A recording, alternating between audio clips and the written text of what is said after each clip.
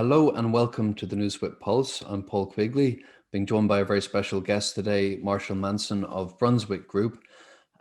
With our motto of speed to insight, I'm going to launch into introducing Marshall with just one housekeeping item. If questions and topics of interest occur to you during this, please drop them into the conversation thread chat of the webinar here. Danielle our producer, is going to triage those questions. Marshall and I might also keep an eye on that and integrate some of the questions or topical items into our discussion now. So we have Marshall here because we want to continue our exploration of one of the big topics this year, which is misinformation, and maybe relatedly misinformed mobs and the impact they can have. Marshall leads digital for the advisory firm Brunswick Group in the UK, Europe, Africa, India, and other markets. And he was previously UK CEO of Ogilvy PR and EMEA MD of digital for Edelman. Previously, Marshall worked in US political campaigns for 10 years prior to his comms career.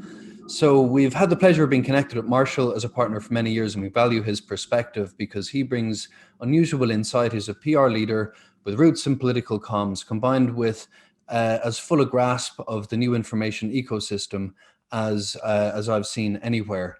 And he works with clients who must combat, I hope you'll accept that, Marshall. And he works with clients who must combat viral misinformation targeting their products, their goals, and their very permission to operate. So our first section here, we want to define the problem a little bit. And let's start with that, Marshall. So can you tell us, how did misinformation first come onto your radar, and how did dealing with it become part of your job as a communicator? It's a great question. And first of all, let me say thanks so much for having me. And thanks to everybody out there for joining us. We're thrilled you're here. I think it's probably obvious to everybody that misinformation is an emerging challenge. I think for those of us who've worked in digital for a long time, I think there's always been a small element of dealing with misinformation. I mean, it's not a grand insight to say that there are crazy things on the internet. But I think what we've seen in the last 2 or 3 years, do we want to attribute it to the rise of Trump? Is that really? I'm not sure. But the bottom line is, over the last 2 or 3 years, we've seen misinformation affecting more and more corporate and organizational actors. So that's been on the increase. And then I think particularly in the period since last March, when we've been dealing with COVID as a global pandemic, I think many of our clients, and 2 or 3 in particular, have been particularly and acutely affected by misinformation in a way that was disrupting either their ability to do business effectively or their ability to deliver on their objectives, their programming in one of our clients who's a non-commercial organization. And I think a couple of those really seeing starkly how the misinformation landscape has become so impactful and can be so impactful on those businesses and organizations. And how does misinformation, with that, I know you may not be able to reveal client names, but how can misinformation impact ability to operate in the world? Well, if you imagine, on the commercial side, a huge amount of misinformation circulating about a product or about a service you're talking about or offering, or even about research your company's involved in, that can be hugely disruptive. The stuff that's been going on the last couple of days with Reddit in the discussion about various stocks, that hasn't been so much misinformation, although there has been some. But you can see how even just a kernel of misinformation there could lead to wild swings in stock price and therefore capital structure for companies, even really big ones. And then if you're a nonprofit or an NGO or an organization interested in furthering its mission around the world, you're looking at this going, all of this is potentially damaging our reputation and making it harder and harder for us to achieve and accomplish our mission. And so all of those, it's the thing that as communications people we've long talked about. It's the nexus between reputation and business success. And all of a sudden, misinformation becomes the thing that is preventing you from, succeeding in whatever it is that you're trying to do. That's where misinformation becomes a strategic threat. And we've had a number of there have been a number of examples certainly in the last 12 months, but I think even longer, where we've seen that happen. And my sense is that the frequency of that happening is increasing. And this seems to be an emergent phenomenon, Marshall. Do you think it's got technology or social drivers behind it? Like certainly Trump is some kind of visible, there was some visible manifestation there, but doesn't, I don't think we could say the whole world revolved around that, right? There's other drivers here. No, I think there's other drivers. I agree with you. And it's hard to be specific. I mean, I think there's been a huge amount of academic work done in this area the last couple of years. A lot of it is absolutely fascinating, and more clearly being done now. So I'll leave it to the researchers to help us understand the details of the causes better. But I think for our purposes, it's enough to say that there's a combination of deep polarization, technology that is allowing people to have stronger connections or seemingly stronger connections than ever before, and a stronger network effect being exerted on one another. Sometimes in very small groups, but the smaller the group, the stronger that effect. I think that combined with the technology acting as a lubricant for information to move even faster than it ever has, and you've kind of got the perfect storm. Yeah. We talk more about this later. A good friend of mine, Nico Melee, wrote a book called The End of Big, where he talks about this, the idea that between technology and changes in society, things just get smaller and smaller and smaller. And the smaller things get, the more opportunity there is for misinformation, often based on kernels of truth, which I know we're going to talk about, but to pop up and exert strong and damaging influence. Yeah. So we're definitely want to come back to kernels of truth, and also maybe picking out some of the academic research you think is particularly noteworthy, that our people who are attending today might want to have a look at. But what you described as polarization, new connections, network effects, and these are all being lubricated by technologies. They're happening faster. These are mainly digital phenomena that then emerge into the real world and have impact there. These are and clearly there are those aren't the only forces. I think there are people who would argue that we have a different variety of media dynamics in some countries. Clearly that's an issue. There's any number of other factors, but I think clearly those are a couple of the major ones. And then before we move on to frameworks and solutions and thinking about it, just one definitional thing, like isn't misinformation just a perspective that you disagree with, Marshall? Like Trump used to call news the fake news. So how do you define it? I mean, no, I guess I suppose one could have a debate about what I'm about to say, although I'd kind of hope not. I like to think that in our society we can still agree that there are some things that are simply facts. That there are some things that are worthy of debate and merit debate, and there are indeed many of those things. But at the heart of those debates, there should be facts we can agree on. The trouble with misinformation is that misinformation, generally speaking, at least the way I would define it, and I think the common definition, misinformation are elements of or items that are presented as fact that fundamentally aren't. Now, sometimes those things are mistaken and sort of take on a life of their own. And I think sometimes they are, pushed out on purpose, but, pushed out in good faith, even if that good faith is misguided. And I think for me, there's an important distinction here to make between misinformation and disinformation. Disinformation, again, the common definition, as I understand it, is generally malicious and most often driven by a state or organized actor. Mm-hmm. And I think from our experiences with this over the last year, yes, there are clearly instances of disinformation happening, where you've got a state or organized actor pushing something for malicious purposes. But actually the bulk of what we're seeing, and often the bulk of the most problematic things, don't come in that form. They are not driven by the Russians or whatever. They are things that have come up in the context of big issues or big topics. And in the context of COVID, through a lot of data work we've done in one or two situations, one of the things we've learned is that the COVID misinformation really does tend to start in the US and spread around the world. There are isolated exceptions to that, and some quite interesting exceptions to that. But the COVID misinformation that many of us deal with has really been fueled by communities in the US then spreading their misinformation into related communities in other countries, other languages, that then take it around the world. And so that's a very good explanation of the problem. So let's talk about some of the frameworks and ways of thinking about how to understand it, how to explain it to clients, and how to decide on what is an appropriate action. And, for example, if a rumor was spreading in, some Facebook groups that, and this is a real example, I think that mouthwash could be an effective protector from contracting COVID.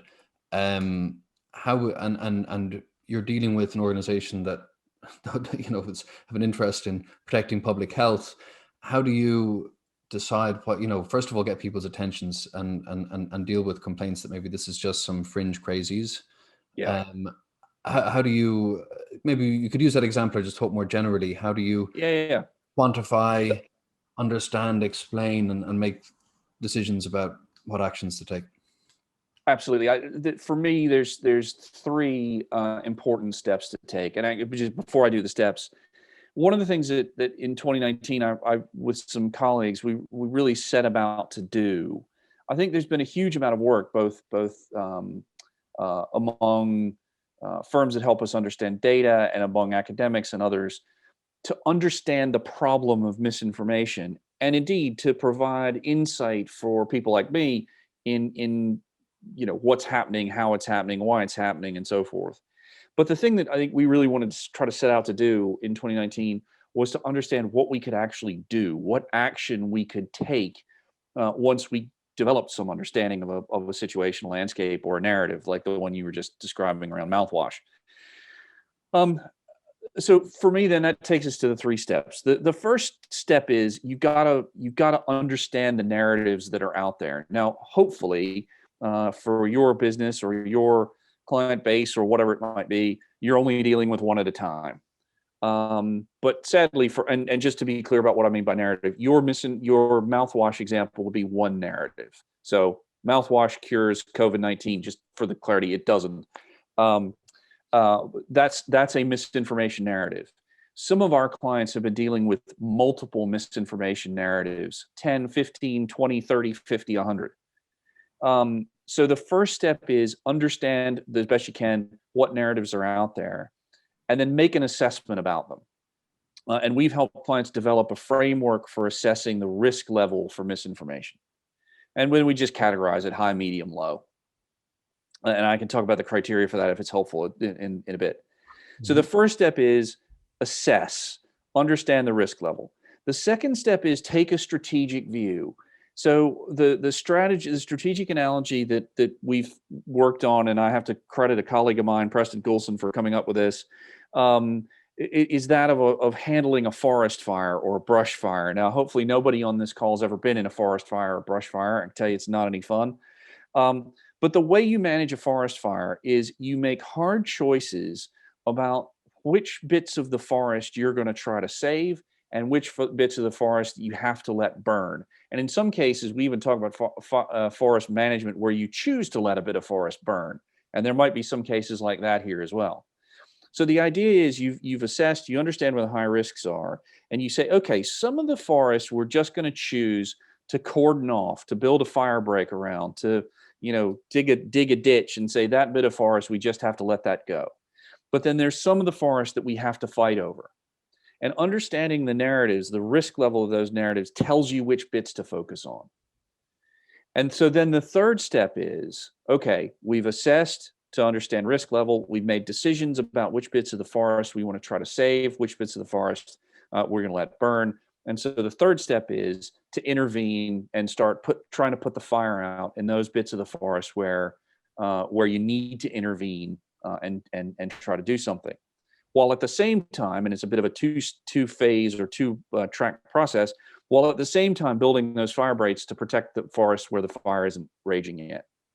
So I could be more specific about that with an example, but I think to pick up on your mouthwash point, if you're a mouthwash company, then actually you might look at that and go, that's not a fire that we want to get involved with or can get involved with. There's nothing useful we can say. It's not in an audience that we are concerned about. No action. But then the opposite is true if you are, for example, in that case, the WHO or National Health Authority, and millions of people are running out buying mouthwash. One, you've got to put that to rest. So there you've got to intervene, right? Now we should talk about what intervention looks like, but you've got to intervene. Okay, you've made that strategic choice. Now you can work out how to shape the intervention. And to complete the thought, if the WHO had been paying attention to this narrative in this situation, they would say, okay, there's certain online communities where we don't want to wade in here. What we need to do is firewall. So we're not going to try and convince people in the mouthwash QAnon group that they're wrong.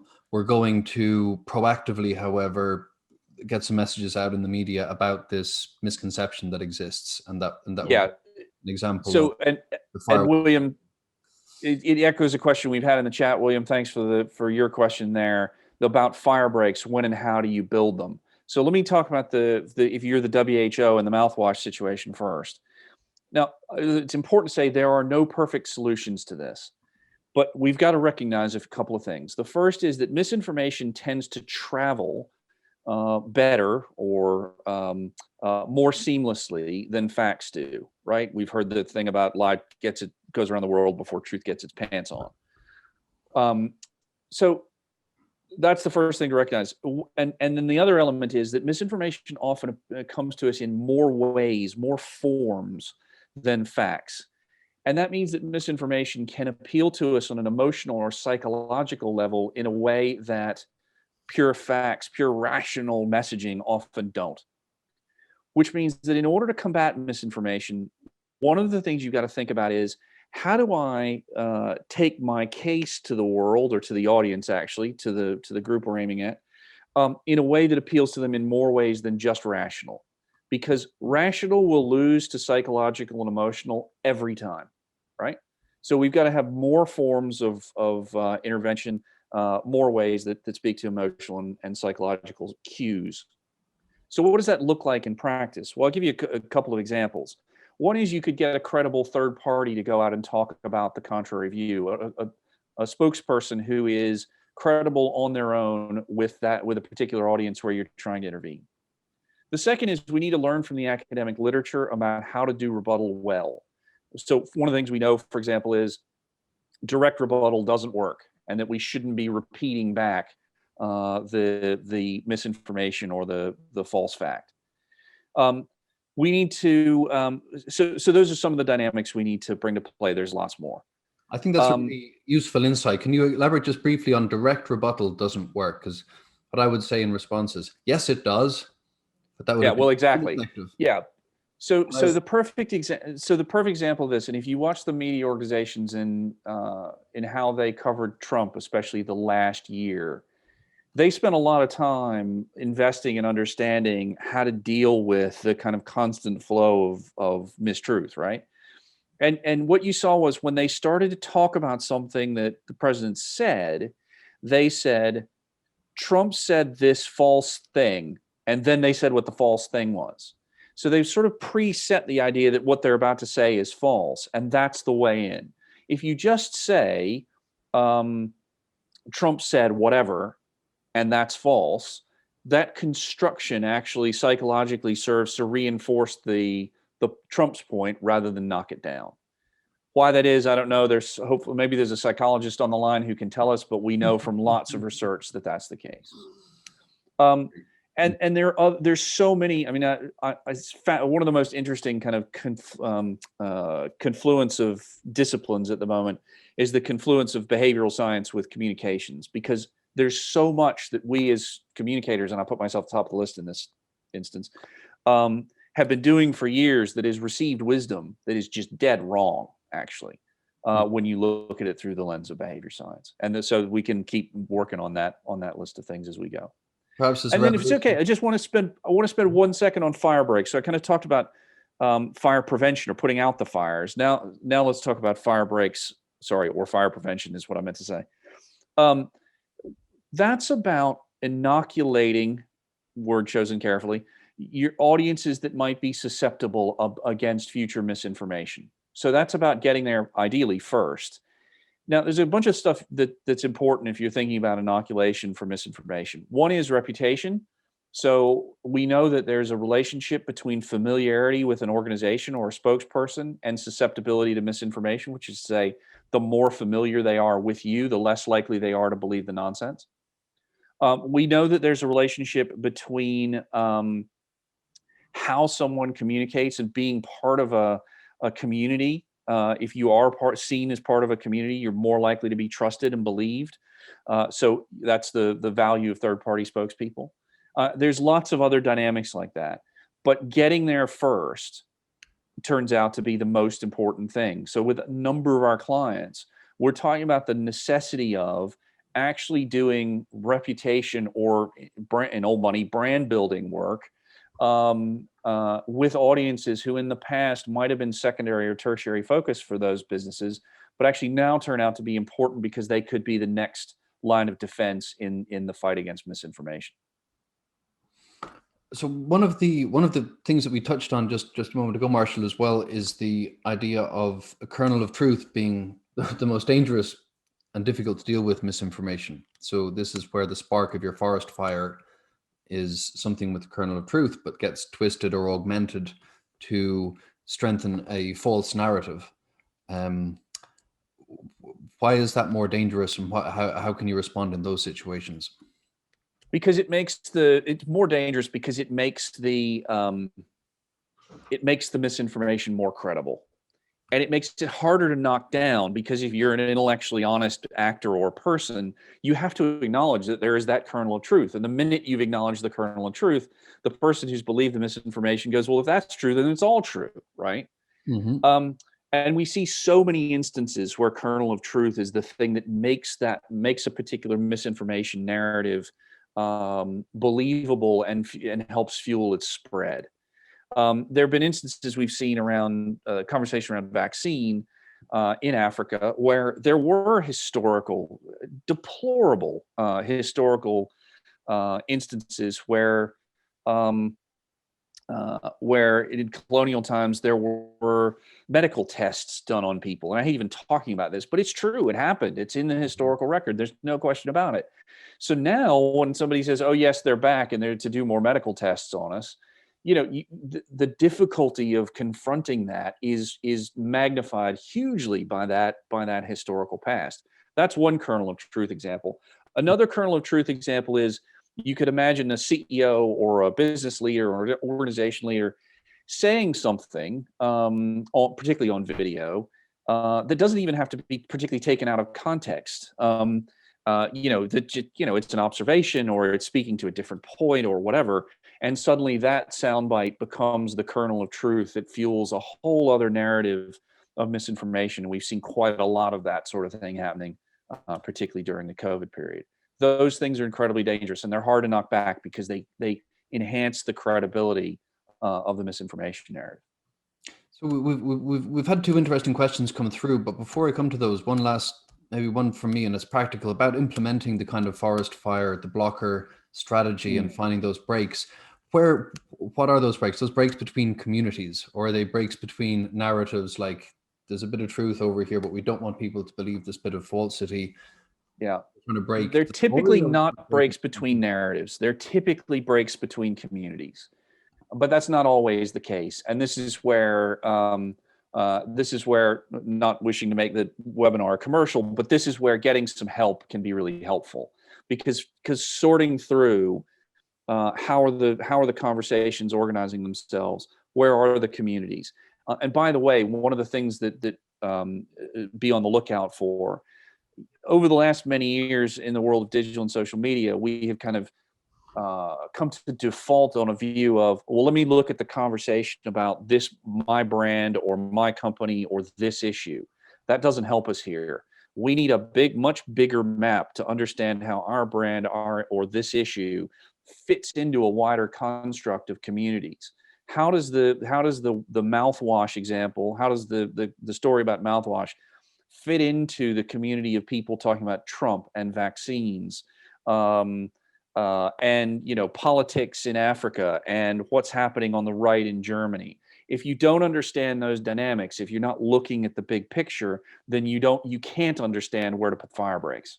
Mm-hmm. And so actually we need much bigger, more complex views of conversation and data, which actually I might just use that as a way to get into Toby's question about closed and dark social. Toby, it's a great, sorry, I should read the question. Toby's asked, how can you account for closed and dark social in the assessment phase that I talked about earlier? It's a vitally important question. And the answer, Toby, as I suspect you know, is that there's no good answer. Some of the folks we've worked with over the past year in terms of gathering data and assessing narratives and indeed communities, make an effort to collect data from the dark web and dark social as best they can. You get whatever you can and you put it in the analysis and do the best you can with it. But the reality, of course, is by definition, dark social, walled gardens like conversations and WhatsApp and so forth, by and large, closed off to us. So we have to gather whatever information we can and then do our best. One of the ways that we have been doing that, by the way, is in instances where we're dealing with multinational companies or organizations, we've been speaking to their people on the ground. And I appreciate this is anecdotal and it slightly defies our increasing reliance on data and AI and complex mapping. But equally, what have you seen on your WhatsApp today and how many times is a perfectly valid question. And at the moment, it might be the only way to get a sense of what's happening, particularly in an obscure market someplace where it's hard to gather data. Yeah. Yeah. And as I was also very interested in that question as well. Thanks for that, Toby. Like what I think that is the most you can hope for with the dark web is these more anecdotal and points of information. Like, you look inside our Spike dashboard yesterday on GameStop, you can see articles per hour as they're being published, as they're picking up engagement, the volume of Reddit commentary, the most engagement on Reddit. But these are all very structured sources. The social network APIs that are public are quite structured. It's easy to quantify and see things. Once you get into message boards and dark web, you're finding little slices and quotes and hints and bits of pieces. So probably the best thing you can do is that more high context, hard work, kind of research. We have a question as well from William, and I'm hoping you might understand the Dominion issues a little better than I. I've got a surface understanding of this, and you've got, I'd say, a little bit more interest in this topic as well. Where would the fire breaks have been when a big chunk of the country thinks the election was being stolen? Or it's unclear how widespread that view is or was, but certainly polls indicate it was or is quite widespread. Yeah, and it's interesting. I mean, so this is a classic case where you've got two complementary misinformation narratives at work. The overarching, the kind of broad misinformation narrative is that the election was stolen. And then within that, you've got this, for those of you who don't know what William's alluding to, you've got this relatively over-the-top, crazy misinformation narrative that Russians, it depends on which conspiracy theory you like, but Russians or somebody else have corrupted Dominion's voting machines and essentially implanted election results in them, that have then been added up. The idea, and the challenge of that is that Dominion makes voting machines for a number of states, and in particular, a number of the states that Trump was disputing. Now, I've just committed an interesting error there. I've repeated the misinformation back, although I think I said it was false off the top. So I don't know. We have to do a better job of that. Anyway, the interesting thing on Dominion. So William's question was, what counter strategy would I have recommended? I have to say I've only been following this kind of from afar, so there may be things about it that I'm not aware of or have missed. But I actually think Dominion's counter strategy has been pretty effective. They have been running around using a legal strategy on the sources of the stories and basically saying you have committed defamation. And the case that these variety of actors have committed defamation is pretty compelling. Mm-hmm. We're going to bankrupt you unless you admit that you've done that and apologize. And even some of the most loony right-wing publishers in the U.S. have published things on their websites saying that all the stuff aimed at Dominion was false. Mm-hmm. So I think actually that's been pretty effective. if the other element of the question is what fire breaks would you have built if you were Dominion? And look, we need to hold our hands up and say the fire break strategy doesn't always work, because sometimes misinformation just happens to you. I mean, I don't think anybody could have reasonably predicted, a month out from the election, that anybody was going to come back and say, yes, Dominion voting machines have been corrupted by the Russians. That's not a reasonable thing to anticipate. So you can't inoculate against that. Other than, as I think Dominion's done, with their key stakeholders, built an incredibly robust reputation for, building and delivering great quality products and being a good partner. That's about all you can do in terms of inoculation in that instance. And then post being victimized by the narrative, you just have to go out and knock it down one bit at a time. Yeah, I did see they did come out in front of it, and the defamation suits certainly seem to be having an impact. It's They sued somebody on Friday for $1.3 billion, who definitely doesn't have $1.3 billion. And I'm really enjoying, I can't remember who it was, but I'm really enjoying that. Yes, it was Williams got me. It was Rudy Giuliani. They sued Rudy Giuliani for $1.3 billion. I can't argue with that strategy. And part of me, as someone who loves the US where I grew up, hopes that they're successful. Brilliant. On that, that's a high note. We're just going over time, Marshall. We didn't get to group susceptibility to misinformation, some other topics. Maybe we'll be talking about this again. The topic's not going away, but we're enormously grateful. Thanks for joining, and thanks for all of our guests for making it along for today's discussion. We'll be getting this up on video next week. If you have any colleagues who you think might find some of this interesting or useful. And for now, absolutely my pleasure, Paul. Thanks for having me. Thanks, Marshall. Have a great weekend, everyone. Have a great day, everybody.